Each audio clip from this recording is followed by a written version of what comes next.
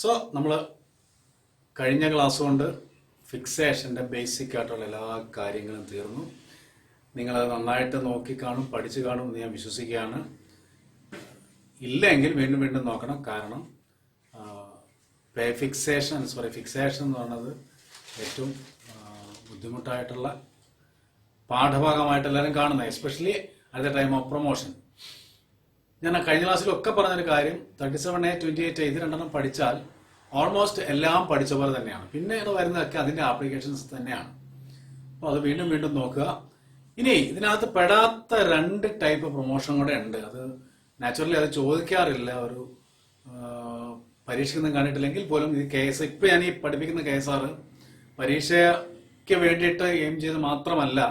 ഞാൻ ആദ്യമേ നിങ്ങളോട് പറഞ്ഞു, ഒരുപാട് മാനേജേഴ്സ് നമ്മുടെ ക്ലാസ്സിൽ അറ്റൻഡ് ചെയ്യുന്നുണ്ട്. അവർക്കിനി പരീക്ഷ എഴുതാനൊന്നും വേണ്ടിയിട്ടല്ല, അവർ കാര്യങ്ങൾ അറിയാൻ വേണ്ടിയിട്ടാണ്, KSR അറിയാൻ വേണ്ടിയിട്ടാണ്. അപ്പം അതുകൊണ്ട് ആ 2 കാര്യം കൂടെ ഞാനൊന്ന് പറഞ്ഞു പോകാം. ഇതിനകത്ത് പെടാത്ത 2-3 പ്രൊമോഷൻ എന്ന് പറയുന്നത്, 2-3 പേ ഫിക്സേഷൻ വരുന്നത്. ഒന്ന് time bound promotion, at the time of time bound promotion. എന്താണ് ടൈം ബൗണ്ട് പ്രൊമോഷൻ എന്ന് പറഞ്ഞാൽ, ഒരു നിശ്ചിത കാലഘട്ടം കഴിയുമ്പോൾ ഒരേ സീറ്റിൽ അല്ലെങ്കിൽ ഒരേ പോസ്റ്റിൽ ഒരാൾ വർക്ക് ചെയ്യുകയാണെങ്കിൽ അയാൾക്കൊരു പ്രൊമോഷൻ കൊടുക്കും. നമ്മളതിനൊരു ഓമനപ്പേര് പറയും, ഗ്രേഡ് പ്രൊമോഷൻ എന്ന് പറയും. ഇതിനാണ് ടൈം ബൗണ്ട് പ്രൊമോഷൻ. സാധാരണ സ്റ്റേറ്റിൽ 8 വർഷം, 15 വർഷം, 22 വർഷം, 27 വർഷം, ഇത്രയും വർഷങ്ങളിൽ ഒരാൾ സ്ഥിരമായിട്ട് ഓരോരുത്തരിക്കുകയാണ്, വീണ്ടും വീണ്ടും അയാൾക്ക് ഓരോ ഗ്രേഡ് വെച്ച് കൊടുക്കും. അതിന് ടൈം ബൗണ്ട് പ്രൊമോഷൻ എന്ന് പറഞ്ഞാൽ. ഈ ടൈം ബൗണ്ട് പ്രൊമോഷൻ പ്രത്യേകിച്ച് പഠിക്കാനൊന്നുമില്ല. നമ്മൾ അവിടെ ഫിക്സ് ചെയ്യേണ്ടത് നമ്മുടെ 28A അങ്ങോട്ട് അപ്ലൈ ചെയ്താൽ വേറെ ഒന്നും ചെയ്യേണ്ട.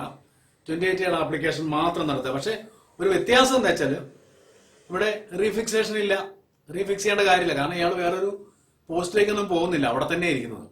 അതുകൊണ്ട് വേറൊരു പോസ്റ്റും ഇല്ല, പിന്നെ വേറെ അങ്ങും പോകുന്നും ഇല്ലാത്തതുകൊണ്ട് നമ്മൾ റീഫിക്സ് ചെയ്യാതിരിക്കുക എന്ന് മാത്രമേ ഉള്ളൂ. 28A അപ്ലൈ ചെയ്യുക, വേറെ ഒന്നും ചെയ്യേണ്ട കാര്യമില്ല. ഓക്കെ, ഇനിയാണ് ടൈം ബൗണ്ട് പ്രൊമോഷൻ. നമ്മുടെ KSFL എന്ന് പറയുന്ന പേരാണ് ഗ്രേഡ് പ്രൊമോഷൻ എന്ന് പറയുന്നത്. ഇനി അടുത്തത് അപ്പോയിന്റ്മെന്റ് ടു ആൻ എക്സ്കേഡർ പോസ്റ്റ്. അതായത് നിങ്ങൾ കേട്ടിട്ടുണ്ടാവില്ല, പരീക്ഷയ്ക്കൊന്നും വന്നിട്ടുമില്ല, പരീക്ഷയ്ക്ക് ചോദിച്ചിട്ടുള്ളതല്ല. എങ്കിലും ഞാൻ പറയില്ലേ, KSR പഠിക്കുന്നുണ്ട്. നിങ്ങൾ ഇത് എക്സ്കേഡർ പോസ്റ്റ് എന്നൊക്കെ ആരെങ്കിലും പറഞ്ഞ് ഞങ്ങൾ പഠിച്ചിട്ടില്ലോ എന്ന് വിചാരിക്കരുത്. അതുകൊണ്ട് KSR ഫുള്ളായിട്ട് ഞാൻ പഠിപ്പിച്ചു പോവുകയാണ്. എക്സ്കേഡർ പോസ്റ്റിലേക്ക് അപ്പോയിന്റ്. എന്താണ് എക്സ്കേഡർ പോസ്റ്റ് എന്ന് ചോദിച്ചു കഴിഞ്ഞാൽ, നമുക്കൊരു ലൈൻ ഓഫ് പ്രൊമോഷൻ ഉണ്ട്. അതിൽ പെടാത്ത പുറത്തോട്ടുള്ള ഏതെങ്കിലും പോസ്റ്റിലേക്ക് പോകുമ്പോഴാണ് അതിനാണ് എക്സ്കേഡർ പോസ്റ്റ്. ഒരു ലൈൻ ഓഫ് പ്രൊമോഷൻ്റെ ഔട്ട്സൈഡിൽ കിടക്കുന്ന ഒരു പോസ്റ്റിനെയാണ് വിളിക്കുന്നത് എക്സ്കേഡർ പോസ്റ്റ്. നമുക്കൊരു ലൈൻ ഓഫ് പ്രൊമോഷൻ എന്താണ്? Junior assistant, senior assistant, special grade assistant, AM, manager, ഇങ്ങനെയല്ലേ പോവുക. മാനേജർ ആയി കഴിഞ്ഞാൽ പിന്നെ manager grade 3, grade 4, grade 3, grade 2, grade 1, ഇങ്ങനെ പോവുക. ഇതിനാണ് ലൈൻ ഓഫ് പ്രൊമോഷൻ. ഇതിനകത്ത് അല്ലാത്ത ഒരു പോസ്റ്റിലേക്ക് അയാൾ പോവുക. അങ്ങനെ പോകുമ്പോൾ എങ്ങനെയാണ് ഫിക്സ് ചെയ്യുക? ഇവിടെ നമ്മൾ വേറെ ഒന്നും ഉപയോഗിക്കുന്നില്ല. നമ്മുടെ പഴയ നിയമങ്ങൾ 28A ഉപയോഗിക്കും, ചിലടത്ത് 37A ഉപയോഗിക്കും. വേറെ ഒന്നും നമ്മൾ ചെയ്യാറില്ല. അവിടെ നേരത്തെ പറഞ്ഞ കാര്യം ഓർക്കുക, അവിടെ റീഫിക്സേഷൻ ഉണ്ട്. കാരണം അയാൾ വേറൊരു പോസ്റ്റിലേക്ക് വേണം. അപ്പോൾ താഴത്തെ ലീൻ അവിടെ കിടക്കുന്നുണ്ട്, അതുകൊണ്ട് അങ്ങനെ ചെയ്യുക. അപ്പോൾ അതാണ് എക്സ്കേഡർ പോസ്റ്റിലേക്ക് പോവുക. ഇനി എക്സ്കേഡർ പോസ്റ്റിൽ നിൽക്കുന്ന ഒരാൾ തിരിച്ച് ഇങ്ങോട്ട് വരിക, പ്രൊമോഷനായിട്ട് ഇങ്ങോട്ട് വരിക. അതും അപ്പോൾ ഇത് തന്നെ അപ്ലൈ ചെയ്യുക. 28A 37 എന്താണെന്ന് വെച്ചാൽ അപ്ലൈ ചെയ്യുക. പക്ഷെ അവിടെ ഒരു വ്യത്യാസം, ആ എക്സ്കേഡർ പോസ്റ്റ് പിന്നെ ഇല്ലാത്തതുകൊണ്ട് റീഫിക്സ് ചെയ്യേണ്ട. ഇത്ര ഇവിടെ പഠിക്കാനുള്ളൂ. ഇതുകൊണ്ട് ഏതാണ്ട് എല്ലാ ഫിക്സേഷനും. അപ്പോൾ ഇന്ന് പറഞ്ഞ 3 കാര്യങ്ങളൊന്ന് ഓർക്കുക. ഒന്ന്, നമ്മുടെ ഗ്രേഡ് പ്രൊമോഷൻ അഥവാ ടൈം ബൗണ്ട് പ്രൊമോഷൻ. സാധാരണ സ്റ്റേറ്റിൽ കൊടുക്കുന്ന 8 വർഷം, 15 വർഷം, 22 വർഷം, 27 വർഷം, ഇവിടെയൊക്കെ ഓരോരുത്തർക്കും ഗ്രേഡ് കൊടുത്തു പോകും. അങ്ങനെ കൊടുക്കുന്ന ഇതിനെ ടൈം ബൗണ്ടാണ്, നിശ്ചിത കാലപരിധിക്കുള്ളിൽ കൊടുക്കുന്നതാണ്. ഇതിനാണ് നമ്മൾ ടൈം ബൗണ്ട് പ്രൊമോഷൻ. നമ്മൾ പറയുന്നത് ഗ്രേഡ് പ്രൊമോഷൻ. ആക്ച്വലി പണ്ട് KSFL grade promotion time bound promotion അല്ലായിരുന്നു.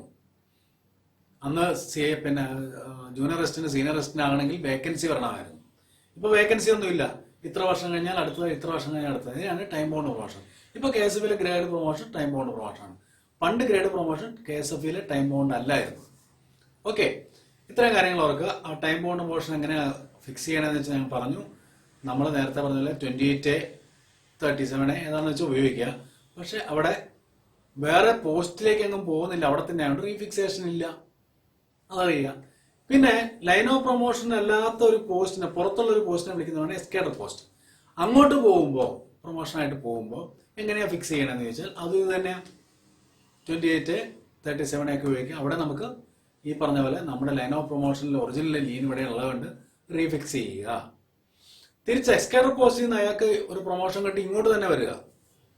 അവിടെ എന്താ സംഭവിക്കണമെന്ന് വെച്ചാൽ 28 ഒക്കെ തന്നെ ഉപയോഗിക്കേണ്ട, പക്ഷെ അവിടെ നമ്മുടെ ആ എസ്കേഡർ പോസ്റ്റ് പിന്നെ അയാൾക്കില്ല, അയാളുടെ ലൈൻ ഓഫ് പ്രൊമോഷൻ ഉള്ളതല്ല. അതുകൊണ്ട് അവിടെ റീഫിക്സ് ചെയ്യേണ്ട ഇത്രയേ ഉള്ളൂ. ഇത്രയും കൊണ്ട് ഫിക്സേഷൻ ഓൾമോസ്റ്റ് നമ്മൾ കംപ്ലീറ്റ് ചെയ്തു. ഇനി നിങ്ങൾക്ക് ആക്ച്വലി നമ്മൾ ഓരോ പോർഷൻ കഴിയുമ്പോൾ സംശയങ്ങൾ ചോദിക്കാൻ സമയം തരാമെന്ന് പറഞ്ഞിരുന്നു. നിങ്ങൾക്ക് ആവശ്യമുള്ള സംശയങ്ങൾ നമ്മുടെ ഗ്രൂപ്പിൽ ചോദിക്കാം, അതിന് മറുപടി പറയാം. അതിന് മാത്രം ഒരുപാട് സമയമൊന്നും എടുക്കരുത്. നമ്മുടെ ഈ 2 ദിവസം നിങ്ങൾ അതിന് ഉപയോഗിക്കുക. പഠിച്ചിട്ട് ഇത്രയും പഠിക്കാതെ ഒന്നും ചോദിക്കരുത്, എല്ലാം കേൾക്കുക, അതിനുണ്ടാകുന്ന ഡൗട്ടുകൾ ചോദിക്കുക. ഓക്കെ, ഇനി നമ്മൾ പഠിക്കുന്ന chapter, next chapter we are going to study combination of appointments. ആ ചാപ്റ്ററാണ് നമ്മൾ പഠിക്കുക. കോമ്പിനേഷൻ ഓഫ് അപ്പോയിൻമെന്റ്സ് എന്ന് പറയുന്നത്. കോമ്പിനേഷൻ ഓഫ് അപ്പോയിൻമെന്റ്സ് എന്ന് പറഞ്ഞാൽ വേറെ ഒന്നുമില്ല, വാക്ക് നിങ്ങൾ പേടിക്കണ്ട. ഒരാളൊരു പോസ്റ്റ് അയാൾ ഇരിക്കുകയാണെങ്കിൽ അയാൾക്ക് ഇൻ അഡീഷൻ ആയിട്ട് വേറൊരു പോസ്റ്റിന്റെ ചാർജും കൂടെ കൊടുക്കുകയാണെങ്കിൽ അതിനെ വിളിക്കുന്ന പേരാണ് കോമ്പിനേഷൻ ഓഫ് അപ്പോയിൻമെന്റ്സ്. നമ്മൾ പച്ച മലയാളത്തിൽ അല്ലെങ്കിൽ നമ്മുടെ നാടൻ ലാംഗ്വേജിൽ എന്ത് പറയും? അഡീഷണൽ ചാർജ് എന്ന് പറയും. ഇത് തന്നെയാണ് കോമ്പിനേഷൻ ഓഫ് അപ്പോയിൻമെന്റ്സ്. അപ്പോൾ കോമ്പിനേഷൻ ഓഫ് അപ്പോയിൻമെന്റ് 53 റൂൾ 53A വെച്ചിട്ടാണ്, അതാണ് അതിന്റെ റൂൾ വരുന്നത്. അതൊന്നും നിങ്ങൾ അത്യാവശ്യമൊന്നുമില്ല. ഈ കോമ്പിനേഷൻ ഓഫ് അപ്പോയിൻമെന്റിലെ കുറച്ച് പോയിന്റുകൾ മാത്രമേ ഇമ്പോർട്ടൻ്റ് ആയിട്ടുള്ളൂ. അപ്പോൾ ഈ കോമ്പിനേഷൻ ഓഫ് അപ്പോയിൻമെന്റ്സ് എന്ന വാക്കായിട്ട് പേടിക്കരുത്. അഡീഷണൽ ചാർജ് കൊടുക്കുക. അഡീഷണൽ ചാർജ് 2 തരത്തിൽ കൊടുക്കുക. ഒന്ന് ഫുൾ അഡീഷണൽ ചാർജ്, രണ്ടാമത്തത് കറണ്ട് ഡ്യൂട്ടീസ്. എന്താണ് ഫുൾ അഡീഷണൽ ചാർജ് എന്ന് പറഞ്ഞാൽ? ഫുൾ അഡീഷണൽ ചാർജ് ഒരാൾക്ക് കൊടുത്താൽ മസ്റ്റ്, അതായത് നമ്മളൊരു പോസ്റ്റിൽ ഇരിക്കുന്നു, അത് കൂടാണ്ട് വേറൊരു പോസ്റ്റിന്റെ കൂടെ ചാർജ് കൊടുക്കുമ്പോഴാണ് കോമ്പിനേഷൻ ഓഫ് അപ്പോയിൻമെന്റ്. അത് ഫുൾ അഡീഷണൽ ചാർജ് ആയിട്ട് കൊടുത്താൽ, അങ്ങനെ കൊടുത്താൽ അയാൾ has to attend all administrative financial duties and responsibilities in respect of that post. ആ പോസ്റ്റിന്റെ അഡ്മിനിസ്ട്രേറ്റീവും ഫൈനാൻഷ്യലും ആയിട്ടുള്ള എല്ലാ വർക്കുകളും അയാൾ അറ്റൻഡ് ചെയ്യണം. അങ്ങനെ അറ്റൻഡ് ചെയ്താൽ അതിനെയാണ്, അങ്ങനെ കൊടുക്കുന്ന ചാർജിനെ വിളിക്കുന്നവരാണ് ഫുൾ അഡീഷണൽ ചാർജ്. മറുവശത്ത് ഇപ്പറ ഫുൾ അഡീഷണൽ ചാർജ് ഇപ്പറ ഫോർ കറണ്ട് ഡ്യൂട്ടീസ്. കറണ്ട് ഡ്യൂട്ടീസിന് മാത്രം ചാർജ് കൊടുത്താൽ അയാൾ ചെയ്യേണ്ട കാര്യം, he has to attend all works which are in routine nature. Day to day function മാത്രം അയാൾ നോക്കിയാൽ മതി, അല്ലാത്ത കാര്യങ്ങളൊന്നും അയാൾ നോക്കണ്ട. ഇതാണ് വ്യത്യാസം. അപ്പോൾ 2 തരത്തിലാണ് കോമ്പിനേഷൻ ഓഫ് പേയ്മെന്റ്. ഒന്ന് full additional charge, second current duties. ഇനി അതൊന്ന് നോക്കാം. ഇങ്ങനെയൊക്കെ കൊടുത്താൽ ഇവർക്ക് അഡീഷണൽ ചാർജ് ഹോൾഡ് ചെയ്യണതിന് ഗവൺമെന്റ് അഡീഷണൽ ചാർജ് കൊടുക്കും. അതിന്റെ പേ കൊടുക്കും. അതിന് ചാർജ് അലവൻസ് എന്ന് വിളിക്കും. ചാർജ് അലവൻസ് എങ്ങനെയാണ് കൊടുക്കാന്ന് വെച്ചാൽ, ഈ ഫുൾ അഡീഷണൽ ചാർജ് കൊടുത്താൽ അയാൾക്ക് ഏത് പോസ്റ്റിന്റെ ആണോ ഫുൾ അഡീഷണൽ ചാർജ് ഹോൾഡ് ചെയ്യുന്നത്, ആ പോസ്റ്റിന്റെ സ്കെയിൽ ഓഫ് പേയുടെ മിനിമത്തിന്റെ 4% ഇയാൾക്ക് ഇൻ അഡീഷൻ കൊടുക്കും. നമ്മൾ ശ്രദ്ധിക്കുക, ഫുൾ അഡീഷണൽ ചാർജ് ആണെങ്കിൽ ആ ഏത് പോസ്റ്റ് ആണോ, ഇപ്പൊ ഉദാഹരണം നമുക്ക് KSF തന്നെ പറയാം. KSF ഒരു മാനേജർ, അസിസ്റ്റന്റ് മാനേജറില്ല, ഫുൾ അഡീഷണൽ ചാർജ് കൊടുത്തു എന്നിരിക്കട്ടെ. അപ്പൊ ഇയാൾക്ക് കിട്ടാൻ പോണ ശമ്പളം എന്ന് പറയുന്നത്, ചാർജ് അലവൻസ് എന്ന് പറയുന്നത്, മാനേജർ പോസ്റ്റിന്റെ സ്കെയിൽ ഓഫ് പേയുടെ മിനിമത്തിന്റെ 4% കൂടെ ഇയാൾക്ക് അഡീഷണൽ ആയിട്ട് കിട്ടും. അതിനെയാണ് ചാർജ് അലവൻസ് എന്ന് പറയുന്നത്. എന്ന് മാത്രമല്ല, അയാൾക്ക് മറ്റ് അലവൻസുകളും ക്ലെയിം ചെയ്യാം.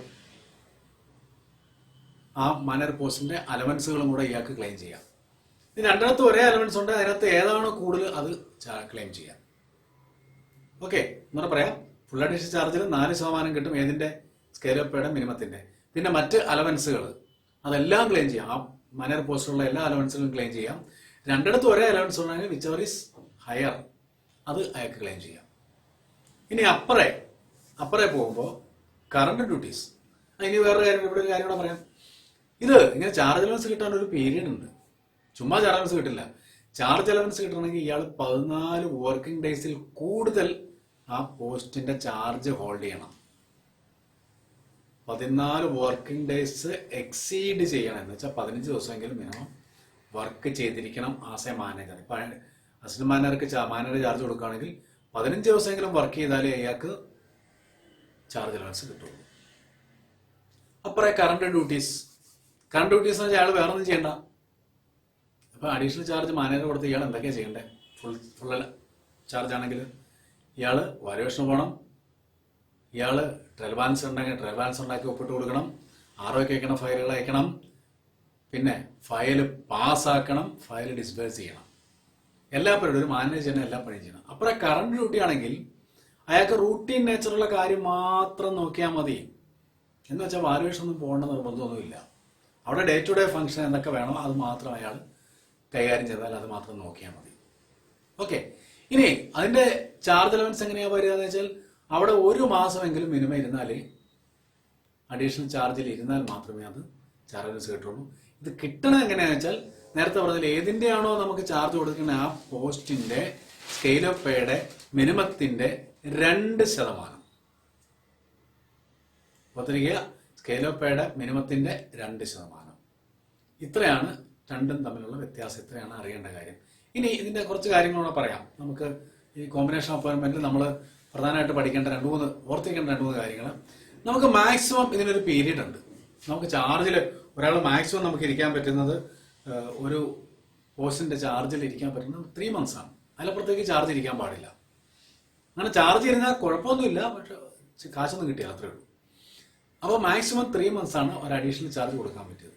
പിന്നെ 2-3 പോയിന്റുകൾ അവിടെ ഓർത്തിരിക്കേണ്ടത്, ചാർജ് കൊടുക്കുന്നു, ചാർജ് അലവൻസ് കിട്ടുന്നു എന്ന് പറയുമ്പോൾ നമുക്ക് സമാനമായ പോസ്റ്റിലോ താഴത്തെ പോസ്റ്റിലോ വരുന്നാൽ കിട്ടില്ല. ഉദാഹരണം, KSFൽ അസിസ്റ്റന്റ് മാനേജർ ട്രാൻസ്ഫർ ആയിപ്പോയി. എൻ്റെ ബ്രാഞ്ചിൽ 5 അസിസ്റ്റന്റ് മാനേജർ 4 ആക്കി, ഇപ്പോൾ 2 പേരെ ഇരിക്കണം, ബാക്കിയുള്ളവരൊക്കെ പോയി. അപ്പം നമ്മൾ ബാക്കിയുള്ളവർക്ക് ചാർജ് കൊടുക്കും. ഇവിടെ വേറൊരു അസിസ്റ്റന്റ് മാനേജറുടെ പണിയും കൂടെ ഇവർ ചെയ്യുകയാണ്. അങ്ങനെ ചെയ്യുമ്പോൾ ഇവർക്ക് ചാർജ് അലവൻസ് കൊടുക്കില്ല. കാരണം എന്തുവാ? ഇവര് duties and responsibilities almost same ആണ്. It is not distinct and independence. അങ്ങനെ അല്ലാത്തത് കൊണ്ട് അവർക്ക് ചാർജ് അലവൻസ് കിട്ടില്ല. അപ്പോൾ സമാന തസ്തിക ഇരുന്നാൽ ചാർജ് അലവൻസ് കിട്ടില്ല. പിന്നെ താഴത്തെ തസ്തികയുടെ ചാർജ് തന്നാൽ ഒട്ടും കിട്ടത്തില്ല. ഓക്കെ, പക്ഷെ അവിടെയൊക്കെ ഒരു എക്സെപ്ഷൻ ഉണ്ട്. എക്സെപ്ഷൻ പറയുന്നത് ഇതാണ്, ഇതൊക്കെ duties responsibility distinct and independent ആണെങ്കിൽ ചാർജ് അലവൻസ് കൊടുക്കാമെന്നാണ് പറഞ്ഞത്. അത് ഒരു എക്സെപ്ഷൻ ഞാൻ പറഞ്ഞതാണ്. ഇനി തിരിച്ച് അപ്പോൾ നമ്മൾ എന്താ മനസ്സിലാക്കിയത്? മുകളിലത്തെ പോസ്റ്റിൽ ചാർജ് കൊടുത്താൽ കിട്ടും, ചാർജ് അലവൻസ് കിട്ടും. ശരി, മുകളിലത്തെ പോസ്റ്റ് അഡീഷണൽ ചാർജ് കൊടുത്തു എന്ന് വെച്ചാൽ ചാർജ് അലവൻസ് കിട്ടണമല്ലോ. ഈ രീതിയിൽ കിട്ടില്ലെങ്കിൽ, മറ്റേ ഇതിൽ കിട്ടില്ലെങ്കിൽ മുകളിലത്തെ പോസ്റ്റിനാണല്ലോ കിട്ടണം. പക്ഷെ അവിടെ ഒരു കുഴപ്പമുണ്ട്. ഈ മുകളിലത്തെ പോസ്റ്റിന്റെ ചാർജ്, ഇപ്പം ഞാൻ നേരെ ഉദാഹരണം പറഞ്ഞു, അസിസ്റ്റന്റ് മാനേജറുടെ പോസ്റ്റ് ഹോൾഡ് ചെയ്ത് കഴിഞ്ഞാൽ അയാൾക്ക് ചാർജ് അലവൻസ് കൊടുക്കണം. പക്ഷേ മുകളിലത്തെ പോസ്റ്റ് ആണെങ്കിലും duties responsibilities independent and distinct, ആ വേർഡ് ഓർത്തിരിക്കുക, KSR പറഞ്ഞ ഇൻഡിപെൻഡന്റ് ആൻഡ് ഡിസ്റ്റിങ്ക്റ്റ് അല്ലെങ്കിൽ മുകളിലത്തെ പോസ്റ്റിന്റെ ചാർജ് കൊടുത്താലും ചാർജ് അലവൻസ് തരത്തില്ല, അറിഞ്ഞിരിക്കുക. ഫോർ എക്സാമ്പിൾ, നമുക്കൊരു ഉദാഹരണം പറയാം. കുറെ നാളത്തേക്ക് ഒരു സ്പെഷ്യൽ ഗ്രേഡ് അസിസ്റ്റന്റ് അല്ലെങ്കിൽ നോൺ കാഡർ AM അയാൾ ഓഫീസിൽ നിന്ന് ലീവ് എടുത്ത് പോയിരിക്കുന്നത്. അവിടെ ഇരിക്കുന്നത് ജൂനിയർ അസിസ്റ്റന്റിന് ചാർജ് കൊടുത്തു. അപ്പോൾ ആ സീറ്റിൻ്റെ അവിടെ ചാർജ് കൊടുത്തത്, ആ സീറ്റിനോട് താൻ നോക്കാൻ പറയാം. ഇവിടെ എന്താ നമ്മൾ ചിന്തിക്കേണ്ടത്? ജൂനിയർ അസിസ്റ്റന്റ് ആരുടെ പണിയാണ് ഇപ്പോൾ ചെയ്യണേ? നോൺ കാഡർ AMന്റെ പണിയാണ് ചെയ്യണേ, അല്ലെങ്കിൽ സ്പെഷ്യൽ ഗ്രേഡ് അസിസ്റ്റന്റ് പണിയാണ് ചെയ്യണേ. അപ്പോൾ ഹയർ പോസ്റ്റ് ഇയാൾ ഹോൾഡ് ചെയ്യാണ്. അപ്പോൾ ചാർജ് അലവൻസ് കൊടുക്കാൻ മേലെ കൊടുക്കാം നോർമലി. പക്ഷെ പ്രശ്നം, ഇയാൾ എന്ത് പണിയാണ് ചെയ്യണേ? ഇയാളുടെ ഡ്യൂട്ടീസ് റെസ്പോൺസിബിലിറ്റി ഡിസ്റ്റിങ്ക്റ്റ് അല്ല. അവിടെ ഒരു ജൂനിയർ അസിസ്റ്റന്റെയും ഇരുത്താവുന്ന പോസ്റ്റാണ്. അവിടെ അന്നേരം നോൺ കാഡർ AM അല്ലെങ്കിൽ സ്പെഷ്യൽ ഗ്രേഡ് അസിസ്റ്റന്റ് ഇരുന്നു എന്ന് മാത്രമേ ഉള്ളൂ. അവിടെ ഇയാളെയും കൊണ്ട് ഇരുത്താവുന്ന പോസ്റ്റാണ്. അതുകൊണ്ട് duties responsibilities distinct and independent അല്ല. അങ്ങനെ അല്ലാത്തതുകൊണ്ട് ചാർജ് അലവൻസ് കൊടുക്കരുത്. ഓക്കെ, ഇത്രയും കാര്യങ്ങൾ മാത്രമേ ഇവിടെ പഠിക്കാനുള്ളൂ. അതുകൊണ്ട് കോമ്പിനേഷൻ അപ്പോയിൻമെന്റ്സ് തീർന്ന് ക്ലിയർ ആയി കാണുമെന്ന് ഞാൻ വിചാരിക്കുന്നു. എന്താണ് കോമ്പിനേഷൻ അപ്പോയിൻമെന്റ് എന്ന് പറഞ്ഞാൽ, ഒന്നിൽ കൂടുതൽ പോസ്റ്റിന്റെ ചാർജ് ഹോൾഡ് ചെയ്യാൻ എപ്പോഴെങ്കിലും ഒരാളുടെ ആവശ്യപ്പെട്ടാൽ, അയാളുടെ പോസ്റ്റ് കൂടാണ്ട് ആവശ്യപ്പെട്ടാൽ അതിനെ വിളിക്കുന്ന പേരാണ് കോമ്പിനേഷൻ ഓഫ് അപ്പോയിൻമെന്റ്സ്. ഇത് 2 തരത്തിലുണ്ട്. ഒന്ന് for full additional charge and for current duties. Full additional charge ആകുമ്പോഴത്തേക്കും അയാൾ എല്ലാ ജോലിയും ചെയ്യണം. All administrative and financial functions and duties in respect of that post ചെയ്യണം. അപ്പറയാണെങ്കിലോ കറണ്ട് ഡ്യൂട്ടീസ് കൊടുത്തു കഴിഞ്ഞാൽ എന്താ ചെയ്യേണ്ടത്? അയാളുടെ റൂട്ടീൻ അത് ബ്രാഞ്ച് നിലനിന്ന് പോകാനുള്ള കാര്യം മാത്രം ചെയ്യുക. ഇതാണ് വ്യത്യാസം. ഇനി ഇവിടെ ഇങ്ങനെ ഹോൾഡ് ചെയ്ത് കഴിഞ്ഞാൽ എന്ത് കിട്ടും? ചാർജ് അലവൻസ് കിട്ടും. ഫുൾ അഡീഷണൽ ചാർജ് ആണെങ്കിൽ എങ്ങനെയാണ് കിട്ടുക? ആരുടെ പരിപാടിയാണോ ചെയ്യണത് അയാളുടെ സ്കെയിൽ ഓഫ് പേയുടെ മിനിമത്തിന്റെ 4%. അപ്പറയാണെങ്കിലോ വെറും 2%. സ്കെയിൽ ഓഫ് പേയുടെ മിനിമത്തിന്റെ ഒക്കെ കറക്റ്റ് ആണ്, 2%. ഇനി ഇത് എത്ര കാലം ഇരിക്കണം? ഫുൾ അഡീഷണൽ ചാർജ് പറഞ്ഞാൽ 14 വർക്കിംഗ് ഡേയ്സ്. ആ വേർഡ് ഇമ്പോർട്ടൻ്റ് ആണ്. വർക്കിംഗ് ഡേയ്സ് എക്സീഡ് ചെയ്യണം. That means you have to hold the charge for at least 15 days, 15 working days. And അപ്പറയാണെങ്കിൽ കറണ്ട് ഡ്യൂട്ടീസ് 1 മാസം, നോട്ട് വർക്കിംഗ് ഡേയ്സ്, എക്സീഡ് ചെയ്യണം. എന്നാൽ മാത്രമേ ചാർജ് അലവൻസ് കിട്ടുള്ളൂ. ഓക്കെ, ഇത് രണ്ടാണ് അവിടെ പഠിക്കേണ്ടത്. പിന്നെ ഒരു പോസ്റ്റ് ഹോൾഡ് ചെയ്യാനായിട്ടുള്ള മാക്സിമം പീരീഡ് ഈസ് 3 months. അതിനപ്പുറത്ത് ഹോൾഡ് ചെയ്താൽ ചാർജ് അലവൻസ് കിട്ടില്ല, അറിഞ്ഞിരിക്കുക. പിന്നെ നമ്മൾ ഈ ചാർജ് അലവൻസ് കൊടുക്കുന്നത് എപ്പോഴാണ്? ഡിസ്റ്റിങ്ക്ട് ആൻഡ് ഇൻഡിപെൻഡന്റ് ആയിട്ടുള്ള ഡ്യൂട്ടീസ് റെസ്പോൺസിബിലിറ്റീസ് ചെയ്താൽ മാത്രമേ കൊടുക്കുകയുള്ളൂ. എന്ന് വെച്ചാൽ ഹയർ പോസ്റ്റിന്റെ ചാർജ് തന്നാൽ മാത്രമേ കിട്ടുള്ളൂ. ഹയർ പോസ്റ്റ് തന്നാൽ എപ്പോഴും കിട്ടുമോ? ഞാൻ ഉദാഹരണം പറഞ്ഞു, ജൂനിയർസിന്റെ സ്പെഷ്യൽ ഗ്രേഡിന്റെ പണി ചെയ്താൽ കിട്ടില്ല. അപ്പോൾ ഒരേ കാറ്റഗറിപ്പെട്ടത് ചെയ്താൽ കിട്ടില്ല, താഴത്ത് ചെയ്താൽ കിട്ടില്ല, മുകളിലത്തെ ചെയ്താൽ കിട്ടും. പക്ഷേ ഡ്യൂട്ടീസ് റെസ്പോൺസിബിലിറ്റി വ്യത്യസ്തമായിരിക്കണം. ഇത്രയും കാര്യങ്ങളേ ഉള്ളൂ കോമ്പിനേഷൻ ഓഫ് അപ്പോയിൻമെന്റ്സ് പഠിക്കാനുള്ളൂ. വളരെ സിമ്പിളാണ്. പക്ഷെ questions, you may get questions. ഇവിടെ ഒരു പോയിന്റ് ഞാൻ പറഞ്ഞു ഇപ്പോൾ വിട്ടുപോയി പറയാൻ. വേറൊന്നുമല്ല, നമുക്ക് പിന്നെ അലവൻസുകൾ, ഓരോ പോസ്റ്റിലുള്ള അലവൻസുകൾ എങ്ങനെയാണ് വരിക എന്ന് വെച്ചാൽ, ഫുൾ അഡീഷണൽ ചാർജ് ആണെങ്കിൽ അവിടെയുള്ള എല്ലാ അലവൻസുകളും, ഉദാഹരണം പറഞ്ഞാൽ അസിസ്റ്റന്റ് മാനേജർ മാനേജറുടെ പോസ്റ്റ് ഹോൾഡ് ചെയ്താൽ മാനേജർക്ക് കിട്ടേണ്ട എല്ലാ അലവൻസും ഇയാൾക്ക് കിട്ടും. കണ്ടീഷൻ രണ്ടിടത്തും ഒരേ അലവൻസ് ആണ്, വിച്ച് എവർ ഈസ് ഹൈ. അതിനകത്ത് ഏറ്റവും ഹയർ ആയിട്ടുള്ളത് ഇയാൾക്ക് ഓപ്റ്റ് ചെയ്യാം. പക്ഷേ കറണ്ട് ഡ്യൂട്ടീസിന് അലവൻസ് ഒന്നും കിട്ടിയാല. ആ നേരത്തെ പറഞ്ഞ 2% കൊണ്ട് തൃപ്തരാകണം. ഇത്രയും കൊണ്ട് ഒരു ചാപ്റ്റർ, വളരെ സിമ്പിൾ ചാപ്റ്റർ, ഒന്നും പഠിക്കാനില്ല. പക്ഷേ ക്വസ്റ്റ്യൻസ് വരാറുണ്ട്.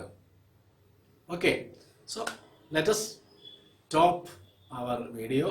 നേരത്തെ പറഞ്ഞ പോലെ മറ്റേ പേ ഫിക്സേഷൻ്റെ 9 സന്ദർഭങ്ങളുണ്ട്. ഇൻ അഡീഷൻ 2 സന്ദർഭം ഞാൻ പറഞ്ഞു. അത് പറഞ്ഞത് ഒന്ന് ഗ്രേഡ് പ്രൊമോഷൻ്റെ കാര്യം, 3 പറഞ്ഞു. ഒന്ന് ഗ്രേഡ് പ്രൊമോഷൻ, 2 എസ്കേഡർ പോസ്റ്റിൽ പോകുന്നത്, 3 എസ്കേഡർ പോസ്റ്റിൽ നിന്ന് ഇങ്ങോട്ട് വരുന്നത്. അത്രയും എണ്ണം ഓർത്തിരിക്കുക. പിന്നീട് കോമ്പിനേഷൻ ഓഫ് അപ്പോയിൻമെന്റ്സ് 53A എന്ന് പറയുന്നത് തുടങ്ങുകയാണ്. അത് മുഴുവൻ പറഞ്ഞു. അത് 2 തരത്തിലുണ്ടെന്നും അതിൻ്റെ വ്യത്യാസങ്ങൾ എന്തൊക്കെയാണെന്നും ക്ലിയർ ആയിട്ട് പറഞ്ഞു എന്ന് വിശ്വസിക്കുന്നു. നോക്കുക, പഠിക്കുക. നിങ്ങൾക്ക് ഞങ്ങൾ ടൈം തന്നിട്ടുണ്ട്. നമ്മുടെ ഫിക്സേഷൻ്റെ വേണമെങ്കിൽ കോമ്പിനേഷൻ ഓഫ് അപ്പോയിൻമെന്റ്സും കൂടെ എടുത്തു. അതിൻ്റെ സംശയങ്ങൾ ക്ലിയർ ചെയ്ത് പോകാം. പ്രോബ്ലംസ് ഒന്നും ഇപ്പോൾ ചെയ്യില്ല. പ്രോബ്ലംസ് ഞാൻ നേരത്തെ പറഞ്ഞിട്ടുണ്ട്, നമ്മൾ ലാസ്റ്റ് ഒന്നുകൂടെ ചെയ്യും. ചെയ്താലുള്ള ഗുണം എന്താ വെച്ചാൽ നിങ്ങൾക്ക് ഒരു റിവിഷനായി. പ്രോബ്ലം ഞാൻ ചെയ്യുമ്പോൾ നിങ്ങൾക്ക് എല്ലാ ആ ഭാഗവും നോക്കേണ്ടി വരും, ആ വീഡിയോ നോക്കേണ്ടി വരും. അപ്പോൾ നമുക്ക് റിവിഷനും കൂടെ ആയി, പരീക്ഷ നന്നായിട്ട് എഴുതാനും പറ്റും. Okay, so let us stop. Thank you very much.